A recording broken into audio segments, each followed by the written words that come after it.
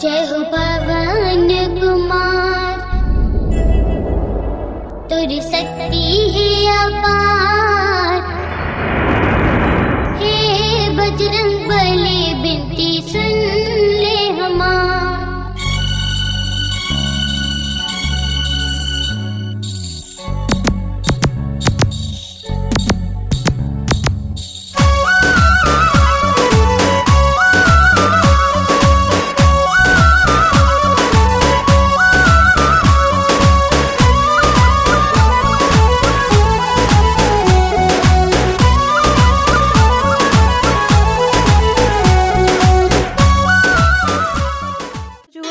से केवल प्रभुंकर भक्त भावरे परिचित। त्रेतेय जुगरे प्रभु रामंकर परम भक्त भावरे सबुबले रामंकर पाखे पाखे रहिथिले। प्रति जुगरे विभिन्न नामरे भिन्न भिन्न रूपरे से रामंक निकटरे रहिथिले। अनेक नाम मध्यरे गोटिए नाम शिरुली महावीर। आमे मध्य शिरुली महावीरଙ୍କ दर्शन पाई बाहरी पड़िलु पुरीरू आमे नुआ जगन्नाथ सड़क दे पहुँचलु सुकल छक। सेठारु बामकु ब्रह्मगिरी रास्तार 10 किलोमीटर गले शिरुली गाँ पड़े।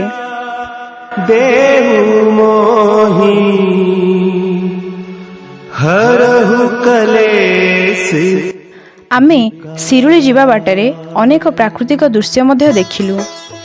केउठी सबुज धान बिल तो केउठी पक्षी मानकर कलकल शब्द। सबुठी गुंजरी उठुथिला गोटिए नाम प्रभु श्रीरामଙ୍କ बाणी, प्रभु हनुमानଙ୍କ बाणी। से कालजयी अमर। आम मनरे अनेक प्रश्न आसुथिला, काहींकि प्रभुଙ୍କ नाम शिरुली महावीर रखागला।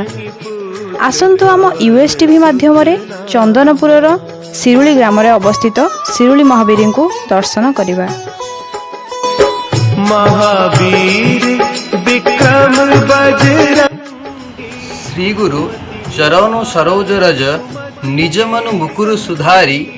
बरनौ रघुबीर बीमल जस जोदायु कुफलचारी।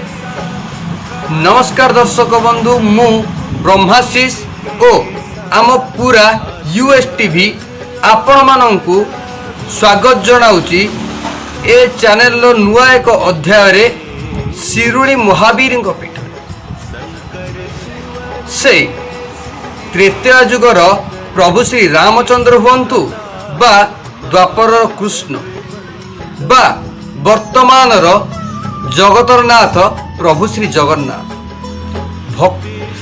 प्रभु जेउठी दास सेठी, भक्त जेउठी भगवान सेठी। भक्त भगवानंकर ए अपूर्व मिलन को बा किए केपरि अस्वीकार करि परिबो।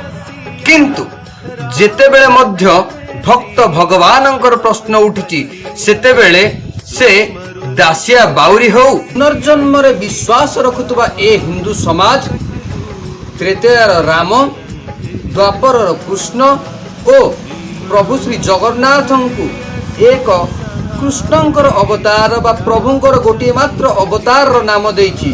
ताहाकु प्रमाण करिया पई जाई आजिंकर कवित्वर कवि लिखनी मनरे मध्य जगन्नाथ महाप्रभु संगे राधा मातांकर नाम भी जोड़ीबार देखा देइछि। से जहाँ भी होना कहीं वर्तमान जेतेबेले आमे पवित्र शिरुली पीठरे बसीचे से शिरुली विषय किसी जानी रखिबा निश्चिंत। शिरुली महावीर खाली महावीर नुहे, यह एक इतिहास। यह एक इतिहास नुहे, यह एक किंबदंती।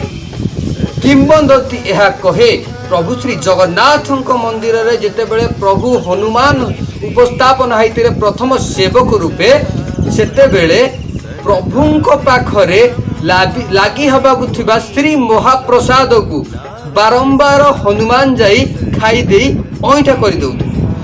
तेणु करी एथिरे लक्ष्मी माता क्षुब्ध होई हनुमान को एक शक्त चापुड़ा मारिथिले। एही चापुड़ा रे हनुमान महाप्रभु 2.5 पाद घुंची जाइतिले ओ मुहटी बंका हो जाइतिला।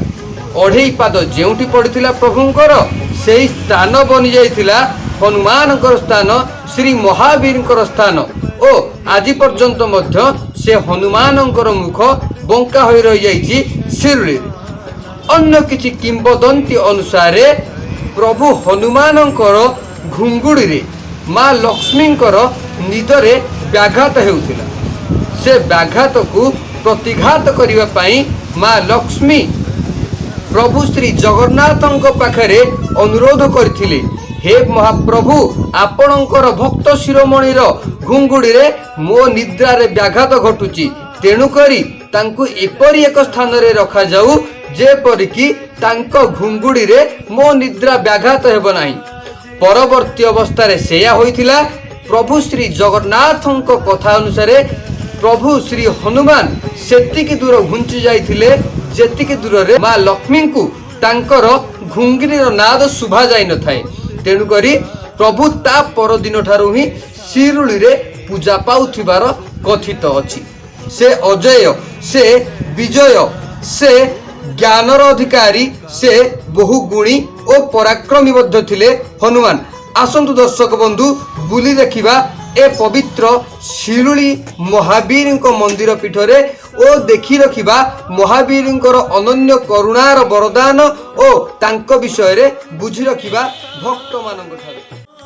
जय जय शिरुली महावीर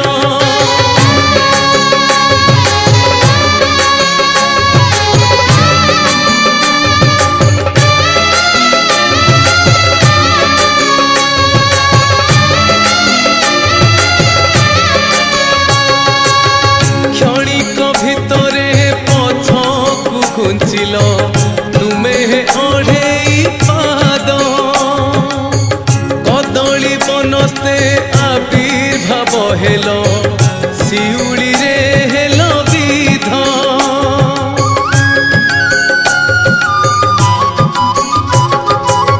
क्षणिक भितरे पछकु घुंचिल तुमे ओढ़े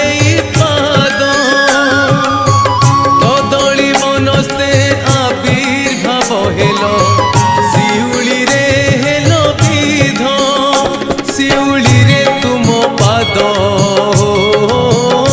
हेला बोली आहे विध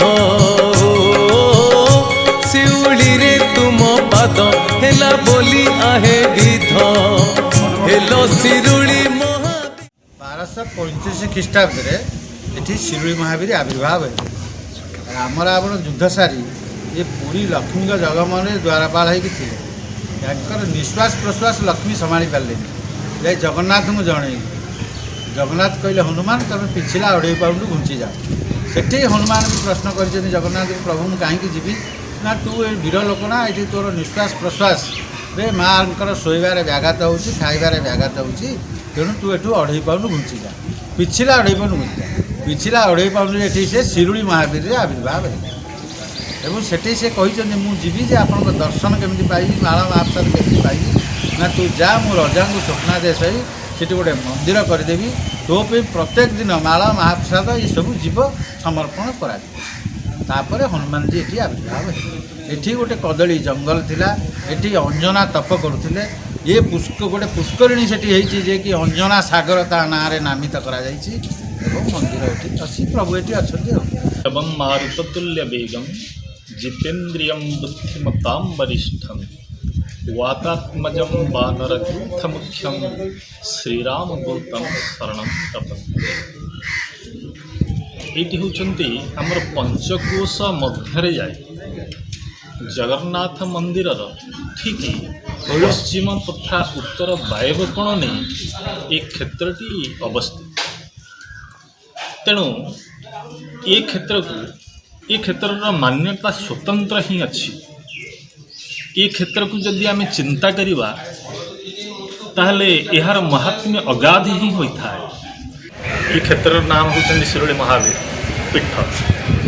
शिरुली महावीर कहले सौरी मर्दन क्षेत्र इति शिरुली शनि को एठारे हनुमान मर्दन करिथिबा हेतु यार नाम शिरुली बोली कहा जाए। यही क्षेत्र में पीठर परिकल्पना कर এই ক্ষেত্রে যেতবে হনুমান পঞ্চমুখ রূপ ধারণ করতে ক্ରୋଧର ବଶତଃ ହନୁମାନ ଯେତେବେଳେ କ୍ରୋଧ ହୁଅନ୍ତି ସେତେବେଳେ ତାଙ୍କର ପଞ୍ଚମୁଖ ବିସ୍ତାରିତ ହୁଏ।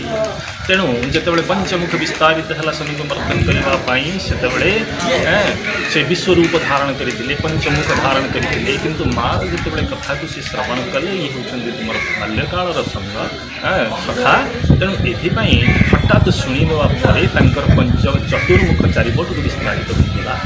ଏ ଚାରିମୁଖ ଯେଉଁ ବିସ୍ତାରିତ ହେଲା ଏହା ଚାରିଟି ରୁଦ୍ର ନାମରେ ପରିଚିତ ହେଲା। ବଟେଶ୍ୱରେ, ଜଟେଶ୍ୱରେ, ଘଟେଶ୍ୱରେ, ମୁକ୍ତେଶ୍ୱରେ ଅର୍ଥାତ୍ ବରେ ବରାହ, ଜରେ ଜଟା, ହରେ ହୟାନନ, ନରେ ନୃସିଂହମୁଖ। ଏ ଚାରିମୁଖ ନାମରେ ନାମିତ ହେଲା ବଟେଶ୍ୱରେ, ଜଟେଶ୍ୱରେ, ଘଟେଶ୍ୱରେ ଏବଂ ଘଟେଶ୍ୱରୀ ରୂପରେ ପରିଚିତ। ଆବିର୍ଭାବ ହେଉଛି 1235 ଖ୍ରୀଷ୍ଟାବ୍ଦ ଦ୍ୱିତୀୟ ଅନଗ ଭୀମତମଙ୍କ ଅମଳ। ଇଏ ରାମ ରାବଣ ଯୁଦ୍ଧ ଶେଷ କରି ଲକ୍ଷ୍ମୀଙ୍କ ଜଗମୋହନରେ ପୁରୀରେ ଥିଲେ। ୟାଙ୍କ ନିଶ୍ୱାସ ପ୍ରଶ୍ୱାସରେ ମା ଲକ୍ଷ୍ମୀ ସମ୍ଭାଳି ନପାରି ଜଗନ୍ନାଥଙ୍କୁ ଜଣେଇଲେ। ଜଗନ୍ନାଥଙ୍କ ନିର୍ଦ୍ଦେଶରେ ତୁମେ ଏଠୁ ଅଢ଼େଇ ପର୍ଯ୍ୟନ୍ତ ଘୁଚିଯାଅ। ତେଣୁ ଜଗନ୍ନାଥ ମହାପ୍ରଭୁଙ୍କ ନିର୍ଦ୍ଦେଶରେ ଆପଣ ଦେଖିବେ ପୁରୀ ଲକ୍ଷ୍ମୀଙ୍କ ଜଗମୋହନ ଭିତରେ ଦକ୍ଷିଣ ପଟକୁ ଗୋଟେ ଚିତ୍ରପଟ ଅଛି। ସେ ଚିତ୍ରପଟ ପାଖରେ ପ୍ରଭୁ ହନୁମାନଜୀ ଆବିର୍ଭାବ ହୋଇକି ଥିଲେ। ରାମ ରାବଣ ଯୁଦ୍ଧ ଶେଷ ପରେ ପରେ ସେଠି ସେ ଆସିକି ଦ୍ୱାରପାଳ ହେଇକି ରହିଲେ। ଲାଞ୍ଜ ତ ପ୍ରଭୁଙ୍କ ସାଙ୍ଗରେ ଲାଞ୍ଜ ଆସି ପହଞ୍ଚିଥିଲା। ଲାଞ୍ଜ ରହିବା ସତ୍ତ୍ୱେ ଲାଞ୍ଜ ଅରୁଣୀ ବରୁଣୀ ପର୍ବତ ଖୋର୍ଦ୍ଧା ଯାଇଥାନ୍ତା। ଯିବା ବାଟରେ ମନାପୁରର ଗୋଟେ ଗ୍ରାମ ଅଛି। ସେ ମନାପୁର ଗ୍ରାମର ସାଧୁ ବିଶ୍ୱାଳ ବୋଲି ଜଣେ ବ୍ୟକ୍ତି ସେ ମରିସାରିଲାଣି। ସେ ସାଧୁ ବିଶ୍ୱାଳ ହଳ କରୁଛି। ହଳ କରୁ ଲାଙ୍ଗ ଦିହରେ ବାଜିଲା ଲଙ୍ଗଳ, ବାଜିବାରୁ ରକ୍ତସ୍ରାବ ହେଲା। ଶିଶୁ କହିଲା କି ଦିନ ଦ୍ୱୀପରେ ରକ୍ତ ଗୁଡ଼ା କ'ଣ ଆସିଲା? ତାର ବାମ ପଟ କାନରେ ହନୁମାନ ଟିକେ ସ୍ୱପ୍ନ ଆସିଲା, ଦେଖେ ମୋ ଲାଞ୍ଜ ଏମିତି ଅରୁଣୀ ବରୁଣୀ ପର୍ବତକୁ ଯାଉଥିଲା, ତୁ ମୋ ଲାଞ୍ଜ ନଷ୍ଟ କରୁଥିଲୁ, ବିଘ୍ନ କଲୁ, ତେଣୁ ମୋ ଲାଞ୍ଜ ଏଠି ରହିଲା। ତେଣୁ ସେ ଜାଗାର ନାଁ ହେଉଛି କାଣ୍ଡଗଦା। ସେଇଠି ଯାଇକି ଲାଞ୍ଜ ଆବିର୍ଭାବ ହୋଇକି ଅଛି। ତେଣୁ ଆପଣ ଦେଖିବେ ଲାଞ୍ଜ ଏଠା ଲାଞ୍ଜ ଯେଉଁ ଟାଇପ୍ର ସର୍ପ ଟାଇପ୍ର ଚିହ୍ନ, ସେଠି ସେ ଚିହ୍ନ ଦେଖିବେ ସେଇ ସର୍ପ ଟାଇପ୍ର ଚିହ୍ନ।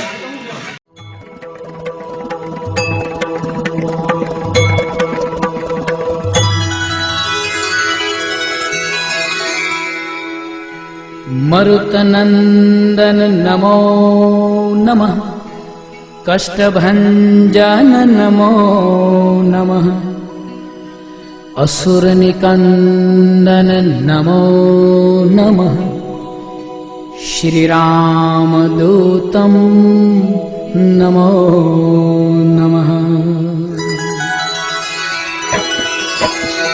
मरुतनन्दन नमो नमः, कष्टभञ्जन नमो नमः, असुरनिकन्दन नमो नमः, श्रीरामदूतं नमो नमः। मरुतनन्दन नमो नमः, कष्टभञ्जन नमो नमः, असुरनिकन्दन नमो नमः, श्रीरामदूतं नमो नमः।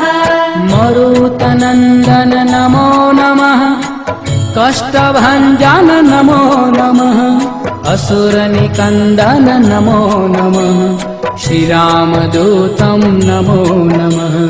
मरुतनन्दन नमो नमः, कष्टभञ्जन नमो नमः, असुरनिकन्दन नमो। ଏଭଳି ଅଲୌକିକ ଆପଣ ମାନସିକରେ ଯାହା ଚିନ୍ତା କରିବେ ତାହା ହିଁ ସବୁ ପୂରଣ ହୋଇଯାଏ। ଏମିତି ବି କେତେ ବଡ଼ ବିପଦରୁ ପ୍ରଭୁଙ୍କର ଏଭଳି ଆଶୀର୍ବାଦ ଯଦି ଶରଣାପନ୍ନ ହେବେ, ଆପଣ ସେ ଶରଣାପନ୍ନରୁ ଆପଣ ମୁକୁଳି ଯିବେ। ଯେମିତି ଆପଣ ଶ୍ରୀରାମ ଠାକୁରଙ୍କର ଲଙ୍କା ଅଭିଯାନରେ ଶକ୍ତିଭେଦ ହୋଇଥିଲେ ଲକ୍ଷ୍ମଣଜୀ, ସେମିତି ସେ ମହାବିପଦରୁ ଉଦ୍ଧାର ହୋଇଥିଲେ। ହନୁମାନଜୀଙ୍କ ଶରଣାପନ୍ନ ହେଲେ କୌଣସି ବିପଦ ରହିବ ନାହିଁ। ଦର୍ଶକ ବନ୍ଧୁ, ଉତ୍କଳ ସଂସ୍କୃତି ଭକ୍ତି ନୈବେଦ୍ୟ ଅର୍ପଣ କରିଚାଲିଥିବ ନିଶ୍ଚିନ୍ତ। ଆପଣମାନଙ୍କ ପାଖରେ ଭକ୍ତିର ଭରପୁର ଖୋରାକ ଯୋଗାଇବା ପାଇଁ ଉତ୍କଳ ସଂସ୍କୃତି ପକ୍ଷରୁ ଯାହା ସମ୍ଭବ ସେ କରିବ ନିଶ୍ଚୟ। କିନ୍ତୁ ଆପଣଙ୍କର କ'ଣ ସହଯୋଗର ଆବଶ୍ୟକତା ନାହିଁ? ବିଚାର ଆପଣଙ୍କର। ଲାଇକ୍, ସେୟାର, ସବସ୍କ୍ରାଇବ୍ କରି ଆପଣଙ୍କର ଆଶୀର୍ବାଦ ଆମର କାମନା। ଆପଣଙ୍କର ଆଶୀର୍ବାଦ ସ୍ୱରୂପ ଆପଣ ଭରପୁର କମେଣ୍ଟ ଦେଇ ଜଣାଇବାକୁ ଅନୁରୋଧ। ତା ଛଡ଼ା ଏହାକୁ ବାରମ୍ବାର କହି ରଖୁଛି, ଲାଇକ୍, ସେୟାର, ସବସ୍କ୍ରାଇବ୍ କରି ଆମକୁ କୃତାର୍ଥ କରିବେ।